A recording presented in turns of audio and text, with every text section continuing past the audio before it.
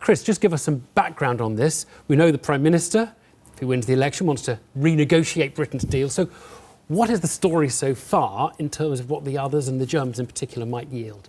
Well, the big issue is about whether Britain can get what it wants without renegotiating the treaties of the European Union, and whether, if it does need to renegotiate the treaties of the European Union, whether other countries will actually let them. That is to say, whether it can get all of the other nation states of the EU to agree to fundamental change to the European Union. And I don't remember the constitutional treaty negotiations, the Lisbon Treaty negotiations. They were an absolute headache. They took years.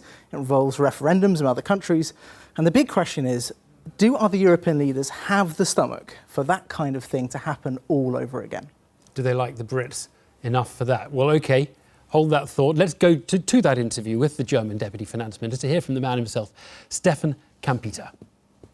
The EU is a value organization, it's just a trade union or a fiscal union or something like that. It is something quite clear, has something to do with Western values. Pope Benedict had some years ago a speech in the German parliament. He said the European Union is built on Jewish tradition, Roman rule of law and Greek philosophy. This is something that binds us together. And the great United Kingdom is part of this European integration, culturally, philosophically and economically.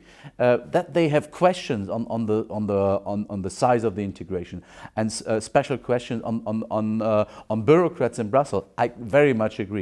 But there's no doubt UK belongs to Europe. Right. And you say, I was listening to you there, you agree with certain things that David Cameron, for example, has been saying about reform of the EU. You're on side with that. I don't belong to those who say there is no chance of treaty chances. Wolfgang Schäuble made several proposals. For example, for treaty changes are necessary to make a more effective governance of the Eurozone.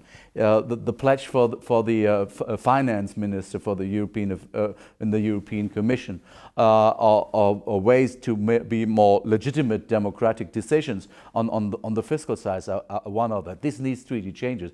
So if I would say the call for treaty changes coming out of Downing Street number 10 is something evil, I would counter-argument my own proposals. But you wouldn't want any breach of the principle of freedom of movement. Is that right, my understanding? Freedom to migrate to another country. This is quite clear, but I clearly add that I understand that migration into within the EU into social security system of single countries is something we have to find answer for. But I don't think that the answer is to limit the free movement of persons.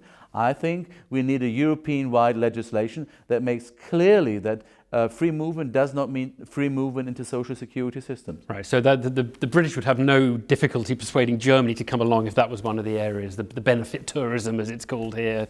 That wouldn't be an argument between Britain and Germany. Let's look into the details, but in principle, we have similar problems in Germany, and we are trying to address them. And just finally, if Britain did find, say, the Norwegian option, not in, but nevertheless very closely associated with, or even the Swiss option, which is obviously Switzerland has a very close relationship with the European Union, it's not a member, would it be terribly upsetting to the European balance? Obviously it would leave Germany as a more dominant player to some extent, wouldn't it? Obviously Britain wouldn't be there to counteract some of the German weight. What would that feel like?